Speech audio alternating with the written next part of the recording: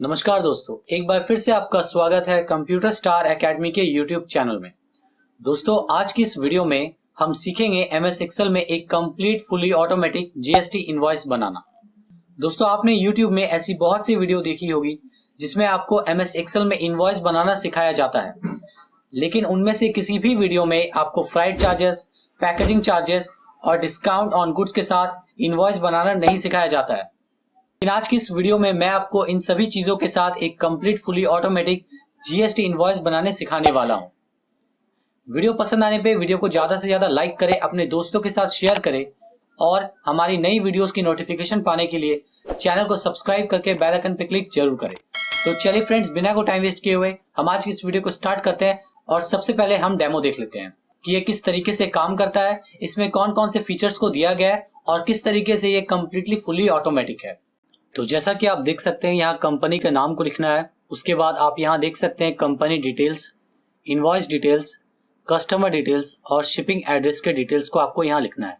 Details आपको किस तरीके से फिल करना है और इस डिटेल्स का क्या इंपॉर्टेंस है वो मैं आपको आगे बताऊंगा जब हम इसे बनाएंगे। अभी जस्ट हम डेमो देख रहे हैं। उसके बाद आप यहाँ देख सकते हैं कि मैंने पूरा हेडिंग तैयार करके रखा है। Serial number, product name, HSN code, quantity, UOM जिसे कहते हैं unit of measurement, GST rate, gross amount, discount rate, discount amount और नेट अमाउंट। प्रोडक्ट नेम वाले रेंज में अगर आप क्लिक करेंगे तो आपको यहाँ दिखाई देगा कि यहाँ एक ड्रॉप डाउन लिस्ट आपको शो हो रहा है।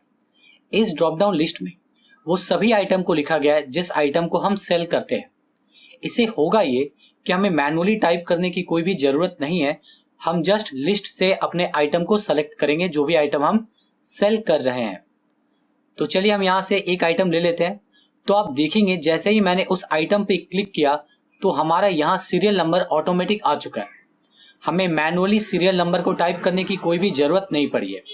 उसके साथ ही आप देखेंगे जैसे ही मैंने प्रोडक्ट को सेलेक्ट किया, उस प्रोडक्ट का HSN code, unit of measurement, GST rate और डिस्काउंट रेट ऑटोमेटिक यहाँ आ चुका है।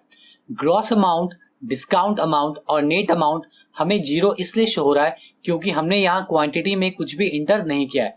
तो चलिए हम यहाँ इंटर कर देते हैं। तो आप देख सकते हैं जैसे मैंने क्वांटिटी इंटर की वैसे ही ग्रॉस अमाउंट और डिस्काउंट अमाउंट, उसके साथ ही नेट अमाउंट कैलकुलेट होके आ चुका है। चलिए अगेन हम एक और प्रोडक्ट सेल करते हैं। तो यहाँ से हम ले लेते हैं ट्राउजर। तो आप देख सकते हैं कि जैसे ही मैंने ट्राउजर पे क्लिक किया, सीरियल नंबर ऑटोमेटिक आ चुका है, HSN कोड भी ऑटोमेटिक आ चुका है और सभी डिटेल्स उसका ऑटोमेटिक आ चुका है। हम यहाँ क्वांटिटी इंटर करते हैं तो आप देख सकते हैं कि उसका भी ग्रॉस अमाउंट, डिस्काउंट अमाउंट और नेट अमाउंट कैलकुलेट होके आ चुका है। तो ये फुल्ली ऑटोमेटिक तरीके से काम कर रहा है। हम कोई भी मैनुअली टाइपिंग यहाँ नहीं कर रहे हैं। उसके बाद हम नीचे देखते हैं। नीचे आपको ग्रॉस अमाउंट देखने को मिल रहा है, फ्राइट चार्जेस देखने को मिल रहा है जो कि है 5%। मैं आपको बताना चाहूंगा बहुत से ऐसे लोग हैं जो फ्राइट चार्जेस और ट्रांसपोर्टेशन चार्जेस के बीच कंफ्यूज रहते हैं, लेकिन आज की इस वीडियो में मैं वो कंफ्यूजन को दूर कर दूंगा। मैं आपको बताऊंगा कि फ्राइट चार्जेस किसे कहते हैं और ट्रांसपोर्टेशन चार्जेस किसे कहते हैं और इन दोनों के बीच क्या डिफरेंसेस होता है। तो आप मेरी इस वीडियो को एंड तक जरूर देखिए। उसके बाद आप देख सकते हैं यहाँ फ्राइट चार्जेस कैलकुलेट होकर आ चुका है, पैकेजिंग चार्जेस भी यहाँ कैलकुलेट होकर आ चुका है। उसके बाद आपको यहाँ दिखता है अमाउंट बिफोर टैक्स, यानी कि टैक्स लगने से पहले कितना अमाउंट हुआ है वो आपको यहाँ शो हो रहा है। उसके बाद CGST, SGST शो हो रहा है। CGST और SGST क्यों शो हो रहा है वो आपको बता दूं। हम जो सेल कर रहे हैं वो कर रहे हैं इंट्रा स्टेट सेल। सेल दो तरीके का होता है, इंट्रा स्टेट और इंटर स्टेट।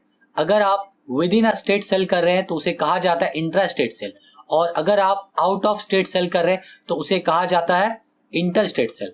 तो आप देख सकते हैं कि यहाँ इंट्रा स्टेट सेल है, इसीलिए यहाँ CGST और SGST कैलकुलेट हो रहा है। जैसे ही मैं यहाँ से इंटर स्टेट सेल लूंगा तो आप देखेंगे यहाँ ऑटोमेटिक IGST कैलकुलेट हो रहा है। इसके बाद इस बारे में मैं डिटेल्स में आपको बताने वाला हूं जब हम इसे बनाएंगे। ओके, उसके बाद आप देख सकते हैं कि अमाउंट बिफोर डिस्काउंट, डिस्काउंट मिलने से पहले कितना अमाउंट हुआ है वो आपको यहाँ शो हो रहा है। डिस्काउंट अलाउ आपको शो हो रहा है, टोटल डिस्काउंट आपको कितना मिला है, और पेबल अमाउंट आपको शो हो रहा है जितना कस्टमर को पे करना है। उसके साथ ही आप यहाँ देखेंगे पेबल अमाउंट आपको वर्ड में शो हो रहा है जो कि है ₹23,580 ओनली। ओके, चलिए उम्मीद करते हैं यहाँ तक आपको समझ आ गया होगा। उसके बाद आप यहाँ देख सकते हैं यहाँ मैंने 4 बटन तैयार करके रखा है। पहला बटन में लिखा गया है न्यू इनवॉइस नंबर। आप देख सकते हैं कि यहाँ हमारा इनवॉइस नंबर शो हो रहा है। जब आप एक टैक्स इनवॉइस बनाते हैं, बनाने के बाद प्रिंट आउट करने के बाद जब आप कस्टमर को दे देंगे, उसके बाद ये रिक्वायर्ड होगा कि आप अगेन एक न्यू इनवॉइस तैयार करें। तो उस तरीके से इनवॉइस नंबर भी बदलता है। 20 की बार 21, 22, 23 इस तरीके से इनवॉइस नंबर जो है वो इंक्रीज होता है। तो या तो आप इनवॉइस नंबर को यहाँ मैनुअली चेंज कर सकते हैं, 21, 22 इस तरीके से इंक्रीज कर सकते हैं टाइपिंग करके, या तो आप इस बटन पे क्लिक करेंगे और आपका इनवॉइस नंबर जो है वो ऑटोमेटिक इंक्रीज होगा। तो आप देख सकते हैं मैं इस बटन पे क्लिक करूंगा तो हमारा जो इनवॉइस नंबर है वो ऑटोमेटिक इंक्रीज हो रहा है। उसके बाद आप यहां देखिए, यहां लिखा गया है क्लियर डेटा। जब आप कोई इनवॉइस बनाते हैं तो इस इनवॉइस में आप यहाँ कस्टमर के डिटेल्स को फिल करते हैं। आप उस कस्टमर को जो भी प्रोडक्ट सेल कर रहे हैं वो सभी एंट्री यहाँ करते हैं। उसके बाद जब आप इनवॉइस बनाने के बाद प्रिंट आउट करने के बाद कस्टमर को दे देते हैं, उसके बाद न्यू कस्टमर के लिए अगेन आपको इनवॉइस बनाना होता है, जिसके लिए आपने जो भी एंट्री फिल की है प्रीवियस कस्टमर के लिए वो आपको डिलीट करना होगा। तो या तो आप सेलेक्ट करके मैनुअली डिलीट कर सकते हैं, या आप इस बटन में क्लिक करेंगे और आपको मैनुअली डिलीट करने की कोई भी जरूरत नहीं पड़ेगी। जस्ट आपको इस बटन में क्लिक करना है और ये जो डिटेल्स है वो डिलीट हो जाएगा। चलिए हम देखते हैं। तो आप देख सकते हैं यहाँ लिखा गया है पूरा डिटेल्स। शर्ट ट्राउजर मैंने सेल किया था एचके ट्रेडर को, अब हम डिलीट करना चाहते हैं इसे, तो जस्ट हम क्लियर डेटा पे क्लियर करेंगे। उसके बाद आप यहाँ देख सकते हैं यहाँ लिखा गया है invoice, save invoice as Excel format. अगर आप टैक्स इनवॉइस बना रहे हैं, उसके बाद अगर आप चाहते हैं कि उस टैक्स इनवॉइस को इन फ्यूचर में चेक करना और इसे आप एक्सेल फॉर्मेट में सेव करना चाहते हैं, तो या तो आप कंट्रोल एस से प्रेस करके सेव कर सकते हैं, या तो आप इस बटन पे क्लिक करेंगे और आपका इनवॉइस जो है वो एक्सेल फॉर्मेट में सेव हो जाएगा। तो चलिए हम देखते हैं किस तरीके से काम करता है। देख सकते हैं यहाँ मैंने एक फोल्डर बनाया है, सेव इनवॉइस एक्सेल। ओके, ये फोल्डर बिल्कुल भी खाली है, लेकिन जब मैं इस बटन में क्लिक करूंगा तो ये जो टैक्स इनवॉइस है वो इस फोल्डर में एक्सेल फॉर्मेट में सेव हो जाएगा। चलिए हम करके देखते हैं। तो देखिए मैंने क्लिक कर दिया है। उसके बाद हम जाते हैं उस फोल्डर में, तो आप देख सकते हैं कि यहाँ हमारा टैक्स इनवॉइस नंबर के नाम से सेव हो चुका है, जो कि है 24। ओके, अब आप देख सकते हैं इस बटन में लिखा गया है save invoice as PDF format. अगर आप इस टैक्स इनवॉइस को एज ए पीडीएफ फॉर्मेट में सेव करना चाहते हैं तो आप इस बटन में क्लिक करेंगे और आपका टैक्स इनवॉइस जो है वो पीडीएफ फॉर्मेट में सेव हो जाएगा। उसके साथ ही अगर आप चाहते हैं कि इस बटन पे क्लिक करने के बाद आपका प्रिंट प्रीव्यू भी ओपन हो जाए तो वो भी आप कर सकते हैं। तो चलिए हम इस बटन में क्लिक करते हैं, लेकिन उससे पहले हम देख लेते हैं कि हम इस फोल्डर में हमारा टैक्स इनवॉइस को एज ए पीडीएफ सेव करना चाहते हैं, जो कि अभी बिल्कुल भी खाली है। इस बटन में हम क्लिक करते हैं तो आप देख सकते हैं कि अगेन हम मिनिमाइज करके अगर इस फोल्डर में जाते हैं तो हमारा जो टैक्स इनवॉइस है वो पीडीएफ फॉर्मेट में सेव हो चुका है। तो ये सभी फीचर्स इस टैक्स इनवॉइस में है जो मैं आपको सिखाना चाहता हूं। तो अगर आप इंटरेस्टेड है, कुछ नया, कुछ प्रैक्टिकल, कुछ इंडस्ट्रियल सीखना चाहते हैं, तो आप मेरी इस वीडियो को एंड तक जरूर देखिए, और वीडियो अगर पसंद आती है तो वीडियो को ज्यादा से ज्यादा लाइक करें। तो चले फ्रेंड्स, अब हम सीखते हैं इसे बनाना। दोस्तों, इस टैक्स इनवॉइस का परफॉर्मा हम नहीं बना रहे, क्योंकि अगर हम इसे बनाएंगे तो बहुत ही टाइम कंज्यूमिंग होगा। इसलिए मैंने इस टैक्स इनवॉइस के परफॉर्मा का लिंक डिस्क्रिप्शन में दिया है, वहां से आप डाउनलोड कर सकते हैं और अपने अकॉर्डिंग जो भी चेंजेस आप करना चाहते हैं वो आप कर सकते हैं। हम इस वीडियो में सीखेंगे कि हम इस टैक्स इनवॉइस में कौन कौन से फॉर्मूले का यूज करेंगे और किस किस तरीके से करेंगे। तो सबसे पहले आपको करना यह है कि आपको यहाँ अपनी कंपनी का नाम को लिख लेना है, आपकी कंपनी के एड्रेस को लिख लेना है, जीएसटीएन नंबर को लिख लेना है, फोन नंबर को लिख लेना है और ईमेल आईडी को लिख लेना है। उसके बाद आपको कंपनी डिटेल्स के सेक्शन में अगेन आपको यहाँ कंपनी के नाम को लिखना है, कंपनी के एड्रेस को लिखना है और कंपनी जिस स्टेट में लोकेटेड है उस स्टेट के कोड को लिखना है। मेरे केस में मेरी जो कंपनी है वो वेस्ट बंगाल स्टेट में लोकेटेड है, इसलिए मैंने यहाँ वेस्ट बंगाल का कोड को लिखा है। उसके बाद कंपनी के जीएसटीएन नंबर को लिखना है और कंपनी के फोन नंबर को लिखना है। इनवॉइस डिटेल्स में आप देख सकते हैं कि यहाँ लिखा गया इनवॉइस नंबर।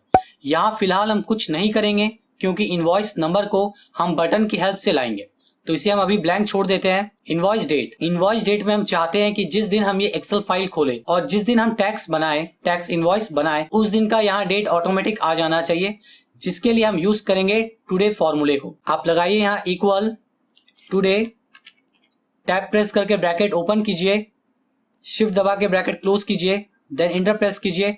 तो आप देख सकते हैं कि यहाँ हमें आज का डेट देखने को मिल रहा है। इससे होगा ये कि कोई भी दिन जब आप इस टैक्स इनवॉइस को खोलेंगे तो आपको यहाँ उसी डेट को देखने मिलेगा। उसके बाद आप यहाँ देख सकते हैं यहाँ लिखा गया अकाउंट नंबर।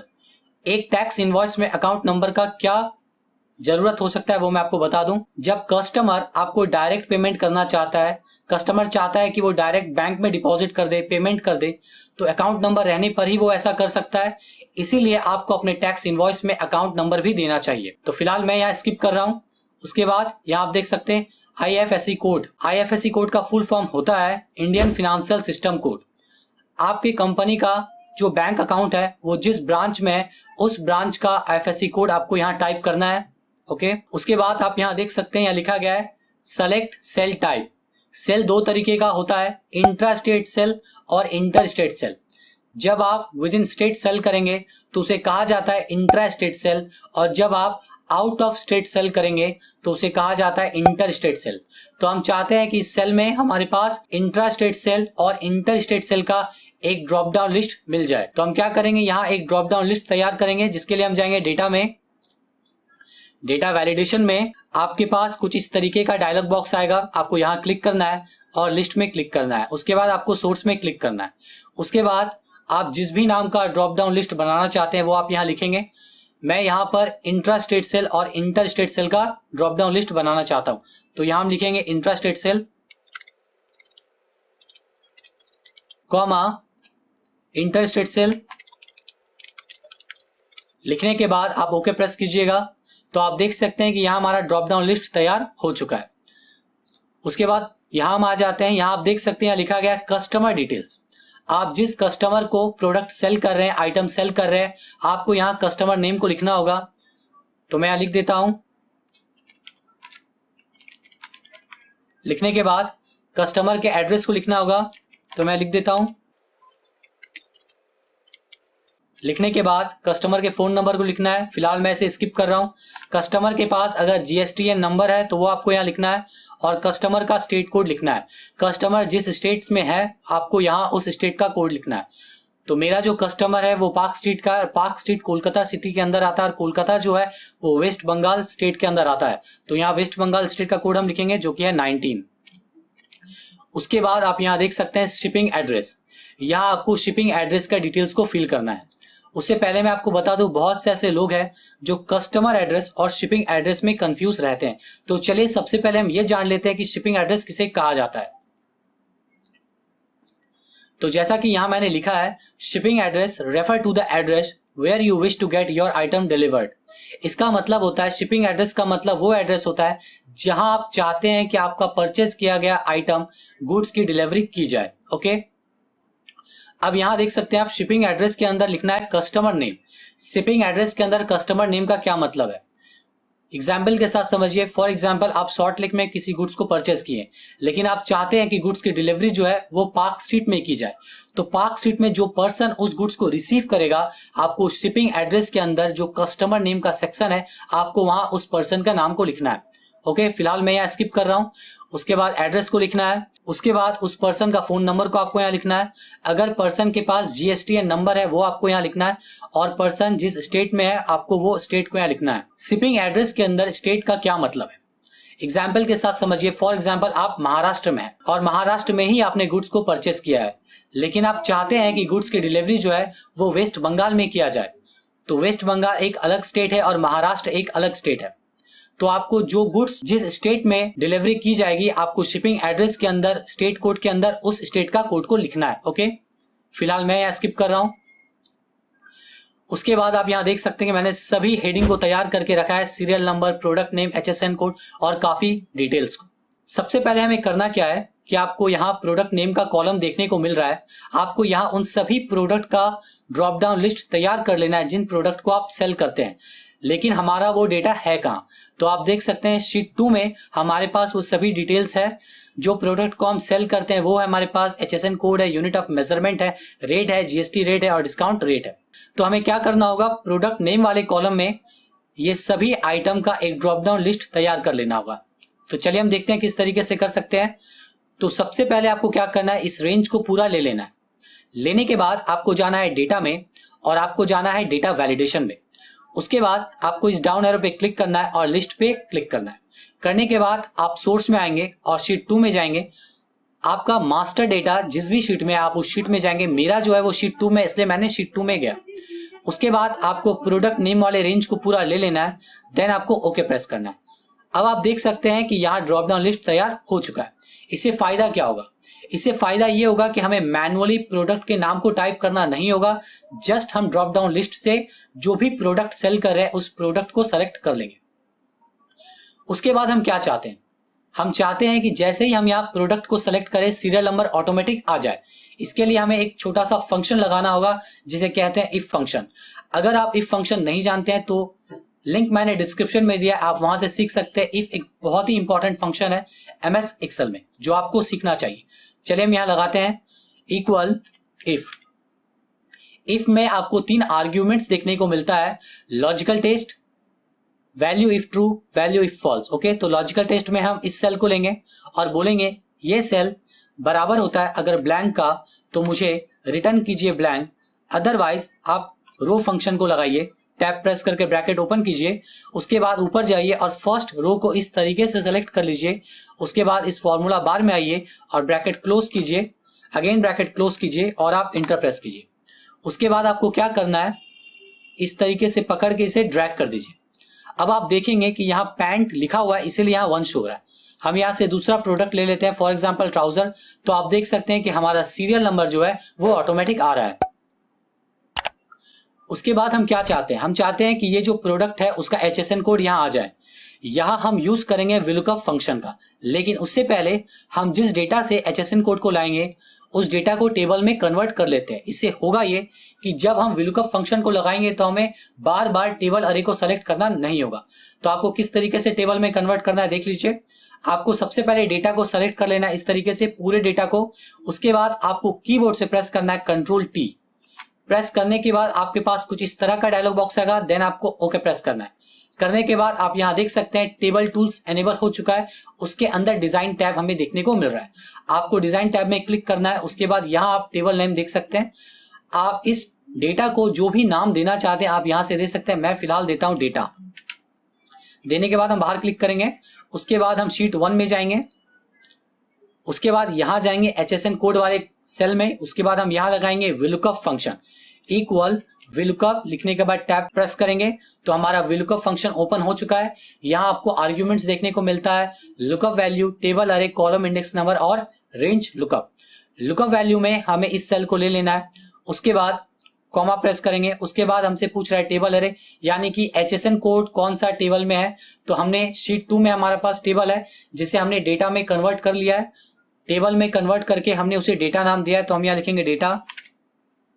लिखने के बाद हम कॉमा प्रेस करेंगे। उसके बाद हमसे पूछ रहा है कॉलम इंडेक्स नंबर, जो ये HSN कोड है वो हमारे टेबल में कितने नंबर कॉलम में है। तो इसके लिए हम शीट 2 में जाएंगे और यहाँ देख सकते हैं 2 में, तो यहाँ जाएंगे हम 2 लिखेंगे, कॉमा प्रेस करेंगे, 0 दबाएंगे, उसके बाद ब्रैकेट क्लोज करके इंटर प्रेस करेंगे।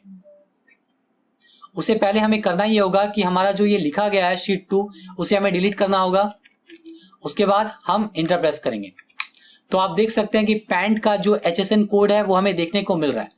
अगर हम इसे ड्रैग करते हैं तो आप देख सकते हैं कि ट्राउजर का HSN कोड तो हमें देखने को मिल रहा है, लेकिन हमें NA भी देखने को मिल रहा है, यानी कि एरर देखने को मिल रहा है। तो हम किस तरीके से इस एरर को रिमूव कर सकते हैं?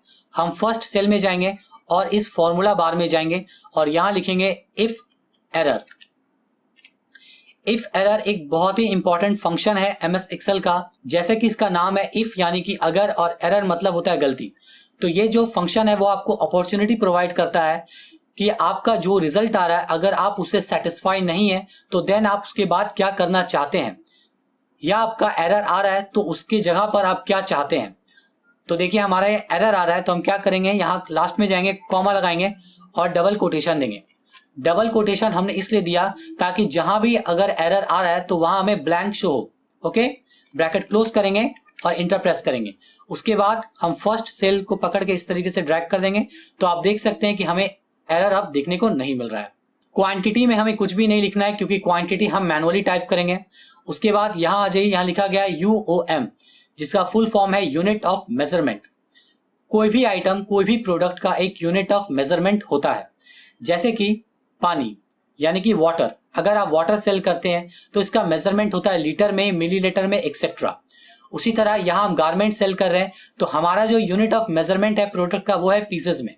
तो हम यहाँ किस तरीके से यूनिट ऑफ मेजरमेंट लाएंगे, यहां भी हम यूज करेंगे VLOOKUP फंक्शन का। तो चलिए VLOOKUP फंक्शन लगाते हैं इक्वल VLOOKUP, इस सेल को लेंगे, कॉमा प्रेस करेंगे, टेबल अरे में डेटा लिखेंगे, कॉमा प्रेस करेंगे। उसके बाद हम क्या ढूंढ रहे हैं, UOM यानी कि यूनिट ऑफ मेजरमेंट। तो हम शीट 2 में जाएंगे और देखेंगे UOM कितने नंबर पे है, 3 नंबर पे है। तो यहां से हम शीट 2 इस तरीके से डिलीट कर देंगे, 2 लिखेंगे, कॉमा प्रेस करेंगे। सॉरी, हमारा जो यूनिट ऑफ मेजरमेंट है वो तीसरे नंबर कॉलम में है। फर्स्ट कॉलम में हमारा प्रोडक्ट नेम है, दूसरे में HSN कोड है और तीसरे में यूनिट ऑफ मेजरमेंट है। तो हम यहाँ लिखेंगे 3,0 ब्रैकेट क्लोज और इंटर। तो आप देख सकते हैं कि हमारा पीसेस यहाँ आ चुका है। लेकिन अगर हम इसे फिर से ड्रैग करते हैं तो हमें यहाँ एरर देखने को मिल रहा है। इसलिए हम क्या करेंगे, फर्स्ट सेल में जाएंगे और फॉर्मूला बार में जाएंगे और यहाँ लगाएंगे इफ एरर, लास्ट में जाएंगे, कॉमा लगाएंगे, डबल कोटेशन देंगे, ब्रैकेट क्लोज करेंगे और इंटर प्रेस करेंगे और इस तरीके से अगेन ड्रैग कर देंगे। तो इससे क्या होगा, हमारा एरर शो नहीं होगा। उसके बाद हमें GST रेट लाना है। तो अगेन हम यहाँ यूज करेंगे VLOOKUP फंक्शन का, इक्वल VLOOKUP, इस सेल को लेंगे, comma data, comma GST rate कितने नंबर कॉलम में है, तो देख सकते हैं आप 1 2 3 4 5 में है। तो यहां से हम शीट 2 को डिलीट करेंगे, 5 लिखेंगे, कॉमा 0 ब्रैकेट क्लोज और इंटर। उसके बाद हम क्या करते हैं, यहाँ इफ एरर का फॉर्मूला लगा देते हैं, if error, comma double quotation, bracket close, inter और इसे हम ड्रैग कर देते हैं ताकि एरर हमें देखने को ना मिले। रेट भी हमें लाना है। तो यहाँ अगेन हम यूज करेंगे VLOOKUP फंक्शन का, इक्वल VLOOKUP, ये सेल को लेंगे, कॉमा डेटा, कॉमा हम रेट ला रहे हैं तो इस शीट में जाएंगे और रेट कितने नंबर कॉलम में है, 1 2 3 4 में है। तो यहाँ हम इसे डिलीट करेंगे, शीट 2 को, 4 लिखेंगे, कॉमा 0 एग्जैक्ट मैच के लिए ब्रैकेट क्लोज और इंटर। अगेन हम यहाँ जाते हैं, इफ एरर का फॉर्मूला लगा देते हैं, if error, comma double quotation, bracket close, inter और इस तरीके से ड्रैग कर लेंगे। ग्रॉस अमाउंट हम किस तरीके से कैलकुलेट करेंगे देखिए, इक्वल रेट मल्टीप्लाई क्वांटिटी। तो आप देख सकते हैं कि ग्रॉस अमाउंट हमारा 0 शो हो रहा है क्योंकि क्वांटिटी में कुछ है ही नहीं। तो चलिए क्वांटिटी में कुछ वैल्यू इंटर कर देते हैं। तो आप देख सकते हैं कि हमारा ग्रॉस अमाउंट जो है वो कैलकुलेट हो चुका है। यहां से इसे ड्रैग कर देते हैं। तो आप देख सकते हैं कि यहां भी हमें एरर देखने को मिल रहा है। अगेन हम फर्स्ट सेल में जाएंगे और यहां लगाएंगे इफ एरर का फॉर्मूला, लास्ट में जाएंगे, कॉमा डबल कोटेशन देंगे, ब्रैकेट क्लोज, इंटर और इस तरीके से इसे ड्रैग कर लेंगे। यहां भी हम क्वांटिटी दे देते हैं ट्राउजर का 10। ओके, तो देखिए हमारा ग्रॉस अमाउंट जो है वो कैलकुलेट हो गया है। डिस्काउंट रेट हमें लाना है इस सब प्रोडक्ट का। तो यहाँ अगेन यूज करेंगे VLOOKUP का, इक्वल VLOOKUP, ये सेल को लेंगे, कॉमा डेटा, कॉमा इस शीट में जाएंगे, डिस्काउंट रेट कितने नंबर कॉलम में है, 1 2 3 4 5 6 में। शीट 2 को इस तरीके से डिलीट करेंगे, 6 लिखेंगे, कॉमा 0 ब्रैकेट क्लोज, इंटर और यहाँ अगेन हम क्या करते हैं, इफ एरर लगा देते हैं ताकि एरर हमें देखने को ना मिले। If error, comma double quotation देंगे, ब्रैकेट क्लोज करेंगे और इंटर प्रेस करेंगे और इस तरीके से इसे ड्रैग कर लेंगे। करने के बाद डिस्काउंट अमाउंट हमें कैलकुलेट करना है, equal gross amount multiply discount rate. तो आप देख सकते हैं कि डिस्काउंट अमाउंट जो है वो कैलकुलेट हो चुका है। अगेन यहाँ इफ एरर लगा देते हैं, equal if error, comma double quotation, bracket close, inter और इसे ड्रैग कर देंगे। नेट अमाउंट हमें कैलकुलेट करना है। तो क्या करेंगे हम, इक्वल ग्रॉस अमाउंट, ध्यान से देखिएगा, इक्वल उसके बाद gross amount plus gross amount multiply GST rate minus discount amount, उसके बाद इंटर। उसके बाद हम क्या करेंगे, इसे ड्रैग कर देंगे। तो हमें एरर शो हो रहा है तो फर्स्ट सेल में जाएंगे और यहां लगाएंगे if error, comma double quotation, bracket close, inter और अब इसे हम इस तरीके से ड्रैग कर लेंगे। अगर हम यहां से और कोई प्रोडक्ट सेल करते हैं तो आप देख सकते हैं कि हमारा जो कैलकुलेशन है वो बिल्कुल ऑटोमेटिक हो रहा है। क्वांटिटी हम यहां से डाल देते हैं तो आप देख सकते हैं कि ग्रॉस अमाउंट, डिस्काउंट अमाउंट और नेट अमाउंट भी हमारा ऑटोमेटिक कैलकुलेट हो रहा है। हमने किसी भी तरह का यहाँ मैनुअली टाइपिंग नहीं किया है। उम्मीद करते हैं कि यहां तक आपको समझ आ गया होगा। चलिए हम नीचे बढ़ते हैं। तो यहाँ आप देख सकते हैं कि यहाँ हमें ग्रॉस अमाउंट कैलकुलेट करना है। तो चलिए देखते हैं हम किस तरीके से करेंगे। इक्वल सम ग्रॉस अमाउंट का पूरा रेंज ले लेंगे, देन ब्रैकेट क्लोज करेंगे और इंटर प्रेस करेंगे। उसके बाद आप यहां देख सकते हैं कि आपको फ्राइट चार्जेस देखने को मिल रहा है। बहुत से ऐसे लोग हैं जो फ्राइट चार्जेस और ट्रांसपोर्टेशन चार्जेस में कंफ्यूज रहते हैं। तो चलिए सबसे पहले हम देखते हैं कि इन दोनों के बीच क्या डिफरेंसेस है और किसे फ्राइट चार्जेस कहा जाता है और किसे ट्रांसपोर्टेशन चार्जेस कहा जाता है। तो जैसा कि आप देख सकते हैं यहां मैंने लिखा है, transportation is a general term used for movement of goods and people. Transportation एक सामान्य सा शब्द है जिसका इस्तेमाल किया जाता है अगर आप गुड्स को एक प्लेस से दूसरे प्लेस भेज रहे हैं या कोई पर्सन एक प्लेस से दूसरे प्लेस को जा रहा है, तो आप यूज करेंगे ट्रांसपोर्टेशन वर्ड का। यहाँ गुड्स का क्या मतलब है? यहाँ गुड्स का मतलब है पर्सनल गुड्स। फॉर एग्जाम्पल, मैं महाराष्ट्र में हूं और मैं चाहता हूं मेरी बाइक को वेस्ट बंगाल भेजना, तो यहाँ मेरी बाइक का मूवमेंट हो रहा है, तो यहाँ जो वर्ड का यूज करेंगे हम उसे कहा जाता है ट्रांसपोर्टेशन। ओके, उसके बाद यहां लिखा गया, but freight is only used for transportation of commodities and merchandise goods in bulk via air, sea and road. लेकिन फ्राइट शब्द का इस्तेमाल केवल मर्चेंडाइज गुड्स के एक स्थान से दूसरे स्थान जाने के लिए किया जाता है। मर्चेंडाइज गुड्स किसे कहा जाता है मैं आपको बता दूं, मर्चेंडाइज गुड्स का हिंदी होता है व्यापारिक गुड्स। अगर आप सेल कर रहे हैं और सेल के बेसिस में आप गुड्स की डिलीवरी कर रहे हैं या आप परचेज कर रहे हैं, कहीं से गुड्स को इंपोर्ट कर रहे हैं, तो वो जो गुड्स है उसे मर्चेंडाइज गुड्स कहा जाता है। इसका एक और एग्जांपल ये है कि फॉर एग्जांपल समझिए मैं महाराष्ट्र में हूं और मेरा एक एजेंट है जो वेस्ट बंगाल में, मैं गुड्स को भेजना चाहता हूं वेस्ट बंगाल ताकि मेरा जो एजेंट है वो गुड्स को सेल कर सके। तो यहाँ जो गुड्स हम सेंड कर रहे हैं अलग स्टेट में, तो इसे ही कहा जाएगा मर्चेंडाइज गुड्स, क्योंकि ये जो हम सेंड कर रहे हैं वो हम ट्रेड के ऑब्जेक्टिव से कर रहे हैं, व्यापार के ऑब्जेक्टिव से कर रहे हैं, इसीलिए यहाँ व्यापारिक गुड्स इसे कहा जाएगा। ओके, उसके साथ ही आप यहाँ देखिए, freight charge also known as a freight rate. Freight charges को एक फ्राइट रेट भी कहा जाता है। Is the amount paid to the carrier company. Freight charges को फ्राइट रेट भी कहा जाता है। ये वो अमाउंट होता है जो कैरियर कंपनी को पे किया जाता है। कैरियर कंपनी उस कंपनी को कहा जाता है जो कंपनी आपके गुड्स को एक स्थान से दूसरे स्थान, एक प्लेस से दूसरे प्लेस तक ले जाता है। ओके, तो आप देख सकते हैं यहाँ फ्राइट चार्जेस है। फ्राइट चार्जेस 5% दिया गया है, तो हम किस तरीके से कैलकुलेट करेंगे आइए वो देखते हैं। हम इस सेल में जाएंगे, equal gross amount multiply freight charges को लेंगे और इंटर प्रेस करेंगे, तो आप देख सकते हैं फ्राइट चार्जेस हमारा कैलकुलेट हो चुका है। उसके बाद आप यहां देख सकते हैं पैकेजिंग चार्जेस लिखा गया है। आइए हम ये भी समझ लेते हैं कि पैकेजिंग चार्जेस क्या होता है। जैसा कि आप यहाँ पढ़ सकते हैं, the expenses incurred on packing of goods to make the goods for saleable purpose. इसका मतलब होता है, पैकेजिंग चार्जेस का मतलब होता है वो एक्सपेंसेस जो गुड्स को पैकिंग करने के लिए किया गया है, जिसको ताकि गुड्स को सेलेबल बनाया जा सके, ताकि आप गुड्स को सेल कर सके। सेल पर्पस के लिए आपने गुड्स को पैक करने में जो भी एक्सपेंसेस खर्च किया है उसे ही कहा जाता है पैकेजिंग चार्जेस। ओके, और फॉर ट्रांसपोर्टेशन पर्पस या आपने पैकेजिंग का एक्सपेंसेस किया है गुड्स को एक प्लेस से दूसरे प्लेस भेजने के लिए, उसे भी कहा जाता है पैकेजिंग चार्जेस। और for safety of goods purpose, यानी कि अगर गुड्स के सेफ्टी के लिए आपने पैकेजिंग किया है तो उसे भी कहा जाता है पैकेजिंग चार्जेस। आई होप कि आपको समझ आ गया होगा। तो यहां हम देखते हैं किस तरीके से कैलकुलेट करेंगे। Equal gross amount multiply packaging charges, enter press करेंगे तो आप देख सकते हैं कि हमारा पैकेजिंग चार्जेस जो है वो कैलकुलेट हो चुका है। उसके बाद हमें क्या करना है, आप देख सकते हैं यहां लिखा गया अमाउंट बिफोर टैक्स, यानी कि टैक्स लगने से पहले अभी तक कितना अमाउंट हुआ है। तो यहां हम किस तरीके से देखेंगे, इक्वल सम ग्रॉस अमाउंट और ये फ्राइट और पैकेजिंग चार्जेस को ले लेंगे, ब्रैकेट क्लोज करेंगे और इंटर प्रेस करेंगे। उसके बाद हमें क्या करना है, उसके बाद आप यहां आ जाइए, यहां हमें सीजीएसटी, एसजीएसटी और आईजीएसटी को बनाना है।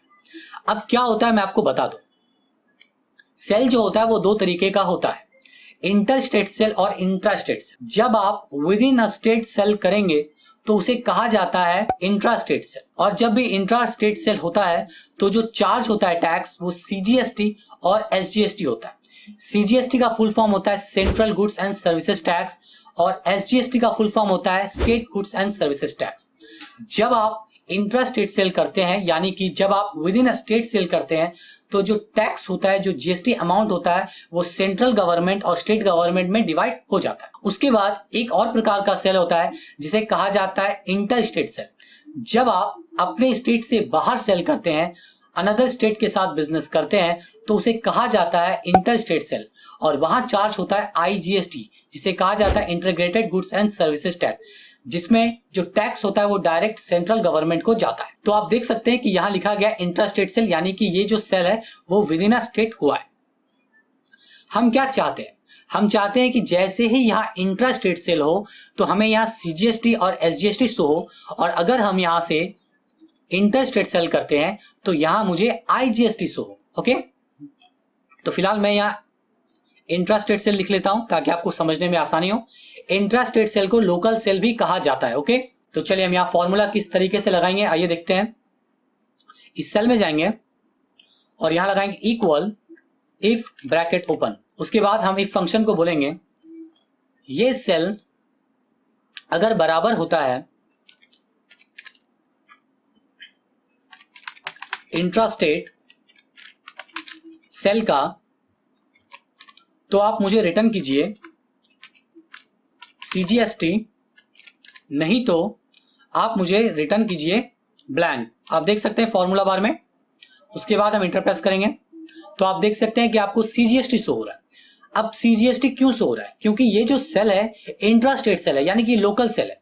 तो जब लोकल सेल होता है, within a state sale होता है, तो सीजीएसटी और एसजीएसटी चार्ज होता है।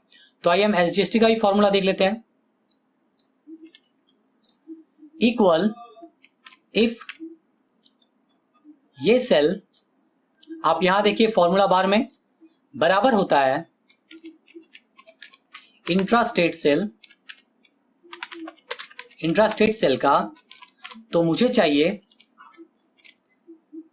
एसजीएसटी कॉमा, वरना मुझे चाहिए ब्लैंक। तो मैं डबल कोटेशन लगाएंगे, ब्रैकेट क्लोज करेंगे और इंटर प्रेस करेंगे। तो आप देख सकते हैं कि आपको सीजीएसटी और एसजीएसटी शो हो रहा है, क्योंकि ये जो सेल है इंट्रा स्टेट सेल है, यानी कि लोकल सेल है। अगर हम यहां से इंटर स्टेट सेल ले लेते हैं तो आप देख सकते हैं कि आपको यहां शो नहीं हो रहा है, कुछ भी शो नहीं हो रहा है, क्योंकि इंटर स्टेट सेल में आईजीएसटी कैलकुलेट होता है। ओके, लेकिन जैसे ही मैं यहां से इंट्रा स्टेट सेल यानी कि लोकल सेल लेता हूं तो आपको सीजीएसटी और एसजीएसटी देखने को मिल रहा है। तो चलिए हम आईजीएसटी का भी फॉर्मूला लगा लेते हैं। तो हम यहां लगाएंगे इक्वल इफ ये सेल बराबर होता है अगर इंटर स्टेट सेल का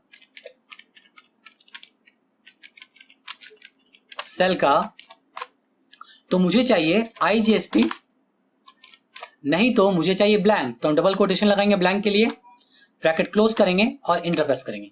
तो आप देख सकते हैं कि यहाँ आईजीएसटी का फॉर्मूला लगा हुआ है, लेकिन आईजीएसटी शो नहीं हो रहा है। क्यों नहीं सो रहा है? क्योंकि ये इंट्रा स्टेट सेल है, यानी कि लोकल सेल है, और लोकल सेल जब होता है तो सीजीएसटी और एसजीएसटी चार्ज होता है। जैसे मैं यहां से इंटर स्टेट सेल लूंगा तो आप देख सकते हैं कि यहां आप आईजीएसटी ऑटोमेटिक कैलकुलेट हो रहा है। तो यहां से हम ले लेते हैं इंट्रा स्टेट सेल यानी कि लोकल सेल। अब आपको करना क्या है? आपको यहां आना है डिस्काउंट अलाउ पे, इक्वल लगाइए, सम लगाइए, उसके बाद डिस्काउंट अलाउ आपने जितना किया है कस्टमर को उस पूरे रेंज को ले लीजिए, ब्रैकेट क्लोज कीजिए और इंटर प्रेस कीजिए। उसके बाद आपको पेबल अमाउंट वाले सेल पे आना है। यहां आपको इक्वल सम टैब प्रेस करके ब्रैकेट ओपन, अगेन एक ब्रैकेट ओपन करेंगे, उसके बाद नेट अमाउंट वाला पूरा रेंज को ले लेंगे, कॉमा, उसके बाद आपको फ्राइट चार्जेस और पैकेजिंग चार्जेस का जो भी अमाउंट आया है आपको उसको ले लेना है, देन डबल ब्रैकेट क्लोज करना है, उसके बाद आपको इंटर प्रेस करना है। हो गया। उसके बाद हम यहाँ सीजीएसटी को कैलकुलेट करेंगे, एसजीएसटी को कैलकुलेट करेंगे और यहाँ आईजीएसटी को कैलकुलेट करेंगे। चलिए देखते हैं किस तरीके से करेंगे। हम यहाँ लगाएंगे इफ फंक्शन को, इक्वल इफ ये सेल अगर ब्लैंक होता है तो मुझे ब्लैंक रिटर्न कीजिए, अदरवाइज आप ब्रैकेट ओपन कीजिए, पेबल अमाउंट को लीजिए, माइनस करिए अमाउंट बिफोर टैक्स को, प्लस कीजिए डिस्काउंट अलाउ को, ब्रैकेट क्लोज कीजिए, डिवाइड का साइन लगाइए, 2 प्रेस कीजिए और अगेन ब्रैकेट क्लोज कीजिए और इंटर प्रेस कीजिए। तो आप देख सकते हैं कि आपको सीजीएसटी का अमाउंट देखने को मिल रहा है। उसी की तरह हम एसजीएसटी का भी कैलकुलेशन करेंगे। इक्वल इफ इस सेल को लेंगे, अगर ये सेल बराबर होता है ब्लैंक का तो मुझे रिटर्न कीजिए ब्लैंक, अदरवाइज आप ब्रैकेट ओपन कीजिए, अमाउंट पेबल को लीजिए, माइनस कीजिए अमाउंट बिफोर टैक्स को, प्लस कीजिए डिस्काउंट अलाउ को, ब्रैकेट क्लोज कीजिए, डिवाइड का साइन लगाइए, 2 प्रेस कीजिए, ब्रैकेट क्लोज कीजिए और इंटर प्रेस कीजिए। तो आप देख सकते हैं कि आपका जो टैक्स है वो सीजीएसटी और एसजीएसटी में डिवाइड हो चुका है। अब हम लगाते हैं आईजीएसटी का फॉर्मूला। इक्वल इफ लगाएंगे, ये सेल अगर बराबर होता है ब्लैंक का तो मुझे ब्लैंक रिटर्न कीजिए, अदरवाइज आप ब्रैकेट ओपन कीजिए, पेबल अमाउंट को लीजिए, माइनस लगाइए, अमाउंट बिफोर टैक्स को लीजिए, प्लस लगाइए, डिस्काउंट अलाउ को लीजिए, ब्रैकेट क्लोज कीजिए, अगेन ब्रैकेट क्लोज कीजिए और आप इंटर प्रेस कीजिए। इंटर मैंने अभी तक प्रेस नहीं किया है। क्यों नहीं किया है? क्योंकि मैं आपको यहां कुछ समझाना चाहता हूं। आप देख सकते हैं कि जब हम सीजीएसटी और एसजीएसटी का कैलकुलेशन कर रहे थे तो हम 2 से डिवाइड कर रहे थे। 2 से डिवाइड इसलिए कर रहे थे क्योंकि हम इंटरस्टेट सेल कर रहे थे, क्योंकि हम सीजीएसटी कैलकुलेट कर रहे थे। और सीजीएसटी जब कैलकुलेट होता है तो सीजीएसटी में पूरा टैक्स का अमाउंट नहीं आता है। टैक्स का अमाउंट आधा जो है वो सीजीएसटी में चला जाता है और जो आधा होता है वो एसजीएसटी में चला जाता है। लेकिन जब हम आईजीएसटी यहां कैलकुलेशन कर रहे हैं तो आप देख सकते हैं कि 2 हमने नहीं लिखा, क्योंकि जब आईजीएसटी सेल होता है यानी कि जब इंटरस्टेट सेल होता है तो पूरा जो टैक्स अमाउंट है वो सेंट्रल गवर्नमेंट को जाता है। ओके, इसीलिए हमने यहाँ 2 नहीं लिखा। उसके बाद हम इंटर प्रेस करेंगे तो आप देख सकते हैं यहाँ कुछ भी हमें शो नहीं हो रहा है, क्योंकि ये जो सेल है लोकल सेल है यानी कि इंटरस्टेट सेल है। इसीलिए आपको सीजीएसटी एसजीएसटी शो हो रहा है और आपको टैक्स अमाउंट जो है वो डिवाइड होकर शो हो रहा है। हम यहाँ से क्या करते हैं, एक बार लेते हैं इंटर स्टेट सेल। तो आप देखेंगे जैसे मैंने इंटर स्टेट सेल लिया तो आपका जो टैक्स अमाउंट है वो सम होकर सिर्फ आईजीएसटी में शो हो रहा है। ओके, उसके बाद हम क्या करते हैं, अमाउंट बिफोर डिस्काउंट हमें यहाँ शो करना है। डिस्काउंट मिलने से पहले कितना अमाउंट था वो हमें यहाँ देखना है। तो इक्वल सम करेंगे, ये पूरे रेंज को ले लेंगे यहां से यहां तक, ब्रैकेट क्लोज करेंगे और इंटर प्रेस करेंगे।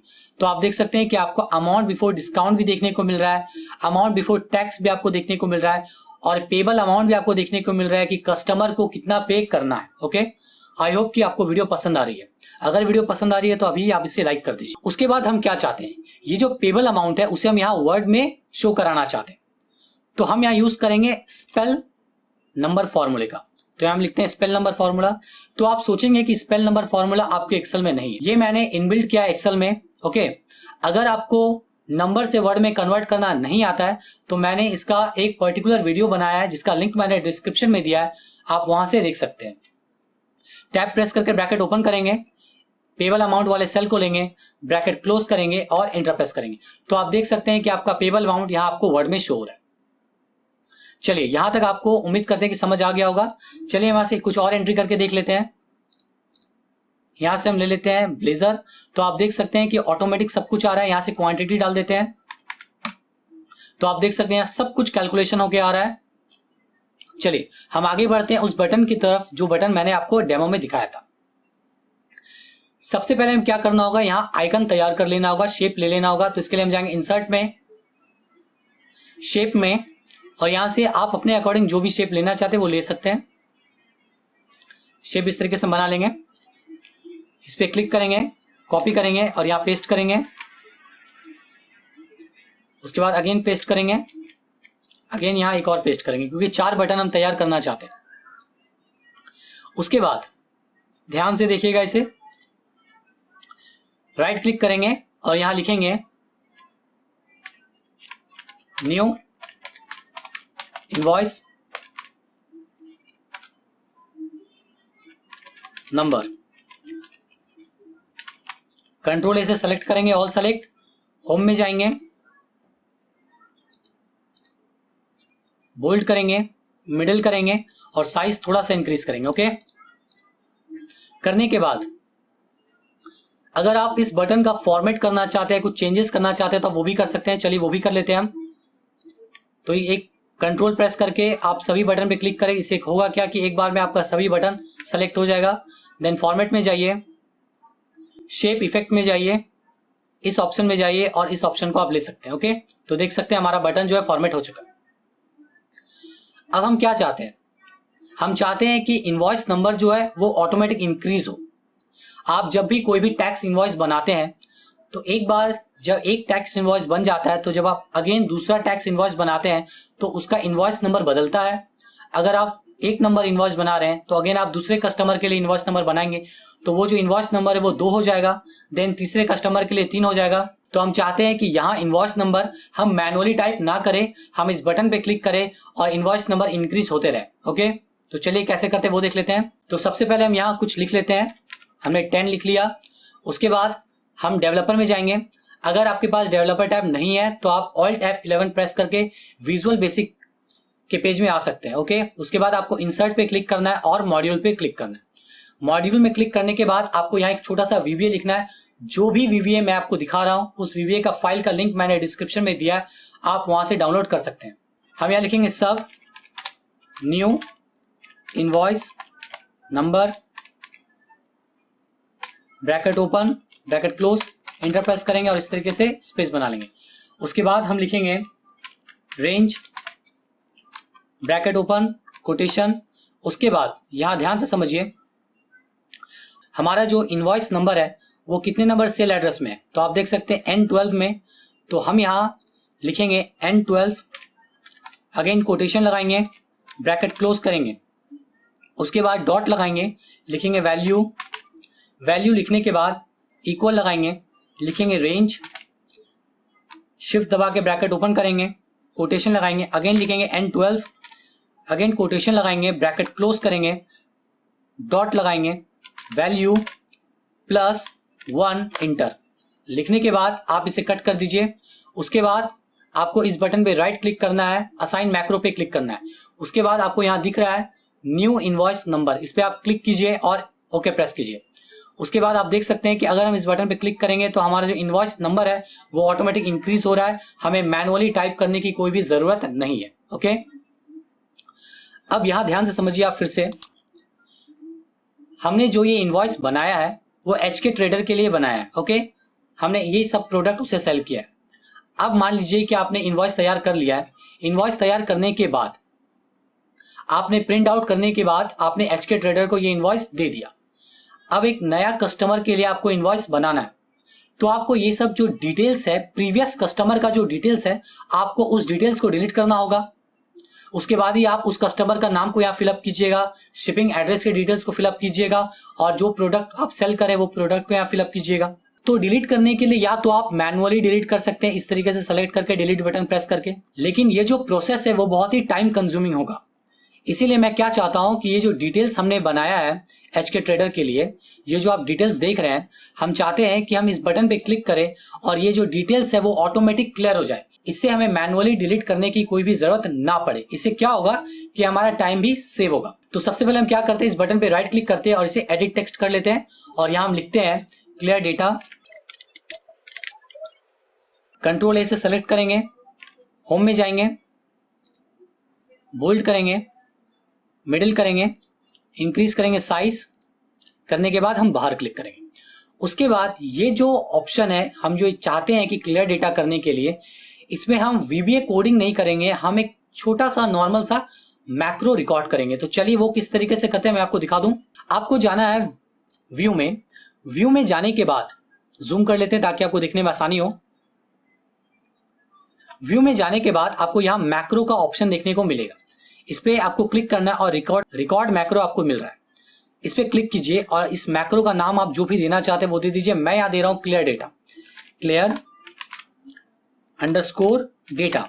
अंडरस्कोर इसलिए मैंने दिया है क्योंकि आप मैक्रो के नेम में डैश नहीं दे सकते और स्पेस नहीं दे सकते। ओके, उसके बाद हम ओके प्रेस करेंगे। हमारा मैक्रो रिकॉर्डिंग स्टार्ट हो चुका है। अब आपको कहीं भी क्लिक नहीं करना है, आपको उसी सेल में क्लिक करना है जिस सेल को आपको डिलीट करना है। तो हमें ये जो डिटेल्स है वो डिलीट करना है, तो इस रेंज को हम इस तरीके से ले लेंगे। लेने के बाद कीबोर्ड से प्रेस करेंगे डिलीट। उसके बाद हम इस प्रोडक्ट नेम वाले डिटेल्स को डिलीट करना चाहते हैं, तो इस रेंज को हमने लिया, कीबोर्ड से प्रेस करेंगे डिलीट। उसके बाद क्वांटिटी को डिलीट करेंगे, इस तरीके से सेलेक्ट करेंगे और डिलीट प्रेस करेंगे। उसके बाद आप कस्टमर नेम वाले सेल में क्लिक कर दीजिए। क्लिक करने के बाद आप मैक्रो पे क्लिक कीजिए और स्टॉप रिकॉर्डिंग पे क्लिक कीजिए। अब हम यहां कुछ भी लिख लेते हैं ताकि जब हम क्लियर डेटा करें तो हम देख सके कि ये क्लियर कर पा रहा है या नहीं कर पा रहा है। ओके, यहां कुछ एंट्री कर लेते हैं हम।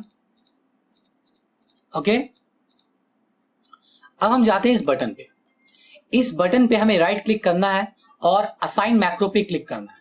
उसके बाद आप यहां देख सकते हैं क्लियर डेटा आपको देखने को मिल रहा है। आप इस पे चेक लगाएं या आप क्लिक करें, उसके बाद आप ओके प्रेस कीजिए। करने के बाद आप देख सकते हैं ये जो हमारा डिटेल्स अभी फिलअप है। अब हम इसे इस बटन की हेल्प से डिलीट करना चाहते हैं, तो जस्ट हम इस बटन पे क्लिक करेंगे और आप देख सकते हैं कि आपका डिटेल्स जो है वन शॉट में क्लियर हो चुका है, डेटा डिलीट हो चुका है। अब हम क्या चाहते हैं वो भी आपको बता दूं। हम चाहते हैं कि ये जो टैक्स इनवॉइस है उसे हम एक्सेल फॉर्मेट में सेव करना चाहते हैं, ताकि इन फ्यूचर हम इस टैक्स इनवॉइस को देख सके और रिकॉर्ड को अपने पास रख सके। आप इस टैक्स इनवॉइस को या तो कंट्रोल एस प्रेस करके मैनुअली सेव कर सकते हैं, लेकिन ये बहुत ही टाइम कंज्यूमिंग प्रोसेस होगा। इसीलिए मैं चाहता हूं कि मैं इस बटन पे क्लिक करूं और ये हमारा जो टैक्स इनवॉइस है वो इनवॉइस नंबर के अकॉर्डिंग किसी एक स्पेसिफिक फोल्डर में सेव हो जाए एक्सेल फॉर्मेट में। ओके, तो ये किस तरीके से कर सकते हैं आइए देखते हैं। तो सबसे पहले हम इस बटन पे राइट क्लिक करेंगे और एडिट टेक्स्ट में जाएंगे और यहां हम लिखेंगे save invoice as Excel format.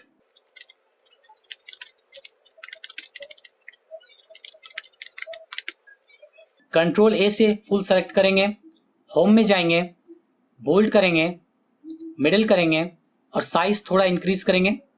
करने के बाद मैं थोड़ा जूम कर देता हूं ताकि आपको देखने में आसानी हो। उसके बाद आपको क्या करना है, आपको जाना है डेवलपर में और इस ऑप्शन पे क्लिक करना है। उसके बाद आपको इंसर्ट पे क्लिक करना है और न्यू मॉड्यूल को ले लेना है। उसके बाद यहां जो VBA कोड हम लिखेंगे उसका लिंक मैंने डिस्क्रिप्शन में दिया है, आप वहां से डाउनलोड कर लीजिएगा। तो आप देख सकते हैं यहां मैंने VBA कोड को लिख के रखा है। आपको यहां से यहां इस तरीके से सेलेक्ट कर लेना है, कॉपी कर लेना है। उसके बाद आपको एक्सेल के VBA वाले पेज में जाना है और यहां आपको पेस्ट कर देना है। पेस्ट करने के बाद आप इसे मिनिमाइज कीजिए और आप इस टैक्स इनवॉइस को जिस फोल्डर में सेव करना चाहते हैं आपको सबसे पहले उस फोल्डर को बना लेना है। तो आप देख सकते हैं मैंने यहां उस फोल्डर को बना के रखा है, सेव इनवॉइस एक्सेल। हम इस फोल्डर को ओपन करेंगे और इसका जो लोकेशन है यहां क्लिक करेंगे और ये लोकेशन एक्सपैंड हो चुका है। कंट्रोल C से कॉपी करेंगे और इसे कट करेंगे। उसके बाद एक्सेल के VBA वाले पेज में जाएंगे और यहां आप देख सकते हैं कि आपको फोल्डर पाथ देखने को मिल रहा है। आपको फोल्डर पाथ को सेलेक्ट कर लेना है इस तरीके से और यहां उस पाथ को जो हमने फोल्डर के पाथ को कॉपी किया था कंट्रोल V से पेस्ट कर देंगे। पेस्ट करने के बाद आपको यहां रेंज में A7 देखने को मिल रहा है। इसका क्या मतलब है, हम इस टैक्स इनवॉइस को इनवॉइस नंबर के नाम से सेव करना चाहते हैं। इसीलिए इस रेंज के अंदर हम यहां लिखेंगे उस सेल का एड्रेस। तो हमारा जो इनवॉइस नंबर है वो N12 में है, इसीलिए मैंने यहां N12 लिखा है। अगर आप चाहते हैं कि आपका जो इनवॉइस है वो इनवॉइस नंबर से सेव ना होकर आप चाहते हैं कि कस्टमर के नेम से सेव हो, तो आपको इस सेल के एड्रेस को लिखना होगा। ओके, पर मैं चाहता हूं कि इनवॉइस नंबर से सेव हो, इसीलिए मैंने यहां N12 लिखा है। लिखने के बाद आपको कुछ नहीं करना है, आपको इसे कट कर देना है। उसके बाद आपने जो ये बटन तैयार किया है आपको उस बटन पे राइट क्लिक करना है, असाइन मैक्रो पे जाना है। आप यहां देख सकते हैं सेव इनवॉइस एक्सेल लिखा गया है, आप ओके प्रेस कीजिए। बस इतना ही करना है। उसके बाद मैं आपको दिखा दूं कि ये जो फोल्डर है सेव इनवॉइस एक्सेल ये बिल्कुल भी खाली है, यहां कुछ भी नहीं है। लेकिन जब मैं इस बटन पे क्लिक करूंगा तो आप देखेंगे ये जो टैक्स इनवॉइस है वो सेव हो जाएगा उस फोल्डर में। चलिए हम क्लिक करते हैं, तो देखिए मैंने क्लिक कर दिया है। मिनिमाइज करते हैं। अब आप देख सकते हैं कि इस फोल्डर में फिलहाल कुछ नहीं था, लेकिन जैसे ही हमने बटन पे क्लिक किया तो हमारा जो टैक्स इनवॉइस था वो एक्सेल फॉर्मेट में इनवॉइस नंबर के साथ यहां सेव हो चुका है। चलिए हम सेकंड बटन का काम देख लेते हैं। अगर आप इनवॉइस बना रहे हैं और आप चाहते हैं कि इनवॉइस का बैकअप लेना चाहते हैं, आप PDF में आप चाहते हैं कि इस इनवॉइस को टैक्स इनवॉइस को आप PDF फॉर्मेट में सेव करना चाहते हैं, तो वो भी आप बटन की हेल्प से कर सकते हैं। उसके साथ ही अगर आप ये चाहते हैं कि जैसे ही आप बटन पे क्लिक करें आपका इस टैक्स इनवॉइस का प्रिंट प्रीव्यू हो जाए, तो वो भी आप कर सकते हैं। तो आइए देखते हैं किस तरीके से करेंगे हम। तो उसके लिए क्या करेंगे, इस बटन पे राइट क्लिक करेंगे और एडिट टेक्स्ट करेंगे और यहां लिखेंगे सेव इनवॉइस एज PDF।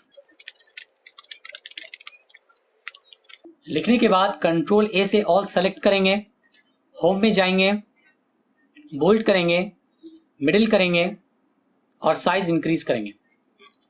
करने के बाद आपको अगेन डेवलपर में जाना है, विजुअल बेसिक में जाना है। अगेन आपको इंसर्ट पे क्लिक करना है और एक और मॉड्यूल ले लेना है इस तरीके से। उसके बाद डिस्क्रिप्शन से आपको VBA कोड को कॉपी करना है इस तरीके से। कॉपी करने के बाद आपको VBA वाले पेज में जाना है और Ctrl+V से पेस्ट कर देना है। फोल्डर पाथ लिखा गया है, तो हमें करना क्या है, जिस फोल्डर में आप टैक्स इनवॉइस को PDF में सेव करना चाहते हैं आपको उस फोल्डर को ओपन करना है, यहाँ क्लिक करना है और इस लोकेशन को कॉपी कर लेना है, इसे कट कर दीजिए। करने के बाद आप VBA वाले पेज में जाइए और फोल्डर पाथ को इस तरीके से सेलेक्ट कर लीजिए और Ctrl+V से पेस्ट कर दीजिए। उसके बाद रेंज में जाइए, यहाँ लिखा गया A7 और यहाँ आपको लिख देना है N12, क्योंकि हम चाहते हैं कि हमारा जो टैक्स इनवॉइस है वो PDF में सेव हो इनवॉइस नंबर के अकॉर्डिंग। ओके, तो N12 लिख दिए हमने। उसके बाद हमें क्या करना है, उसके बाद आप यहाँ देख सकते हैं लिखा गया है ओपन आफ्टर पब्लिश फॉल्स। अगर आप चाहते हैं कि बटन पे क्लिक करते ही आपका प्रिंट प्रीव्यू भी ओपन हो जाए, उसके साथ ही आपका जो टैक्स इनवॉइस है वो फोल्डर में एज ए PDF फॉर्मेट में सेव हो जाए, तो आपको यहाँ ट्रू करना है। अगर आप चाहते हैं कि आपको प्रिंट प्रीव्यू ना शो हो, सिर्फ आपका जो इनवॉइस है वो PDF फॉर्मेट में PDF फोल्डर में जो आप बनाए हैं उसमें सेव हो जाए, तो आपको यहाँ फॉल्स रखना है। ओके, तो मैं फिलहाल यहाँ फॉल्स रहने दूंगा। उसके बाद हम इसे कट करेंगे। उसके बाद हम इस बटन पे राइट क्लिक करेंगे और असाइन मैक्रो पे क्लिक करेंगे। उसके बाद आप यहाँ देख सकते हैं सेव इनवॉइस PDF लिखा गया है, हम ओके प्रेस करते हैं। उसके बाद आप यहाँ देख सकते हैं कि ये जो फोल्डर है सेव एज PDF बिल्कुल भी खाली है, और जैसे ही मैं इस बटन पे क्लिक करूंगा ये जो टैक्स इनवॉइस है उस फोल्डर में इनवॉइस नंबर के साथ सेव हो जाएगा। क्लिक करते हैं हम, तो आप देख सकते हैं कि ये हो रहा है। मिनिमाइज करते हैं, उसके बाद हम इस फोल्डर में जाते हैं तो आप देख सकते हैं कि हमारा जो टैक्स इनवॉइस है वो PDF फॉर्मेट में सेव हो चुका है। चलिए हम इसे ओपन कर लेते हैं। तो आप देख सकते हैं कि आपका टैक्स जो इनवॉइस था वो PDF फॉर्मेट में यहाँ ओपन हो चुका है। तो इस तरीके से हम MS Excel में एक complete fully automatic GST invoice बना सकते हैं, जिसमें शिपिंग चार्जेस है, जिसमें शिपिंग एड्रेस है, फ्राइट चार्जेस है, पैकेजिंग चार्जेस है। उसके साथ ही मैंने आपको काफी एडवांस फीचर सिखाया है। अगर वीडियो पसंद आई है तो वीडियो को ज्यादा से ज्यादा लाइक करें, अपने दोस्तों के साथ शेयर करें और हमारी नई वीडियोस की नोटिफिकेशन पाने के लिए चैनल को सब्सक्राइब करके बेल आइकन पर क्लिक जरूर करें। Thank you for watching this video and have a nice day.